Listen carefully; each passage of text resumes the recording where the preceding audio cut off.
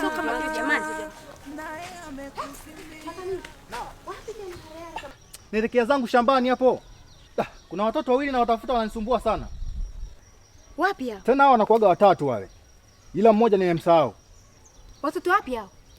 Si yule mtoto nani yule Muga na wenzake wawili nimewasahau. Muga? Ya. Yule mdogo wake Konso. Huyo.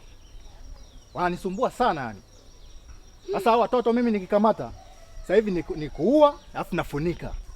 Bora serikali inipe lawama. Sio kupewa hasara namna hii bwana.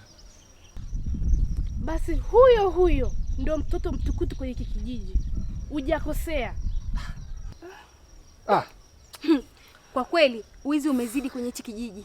Mahindi yanaibiwa, miogo inaibiwa, sijui ni maharage. Jamani, wizi ukomeshwe hapa kijijini. Acha tu. Licho kijiji sasa hivi sio kama kile kijiji cha mwanzo. Yaani Awe mtoto awe mkubwa vurugu. Mimi hapo sasa hivi ni bora lawama. Bora nipate lawama serikalini. Mimi sasa hivi ni kuchinja na funika. Hapo ndo nimemaliza zangu.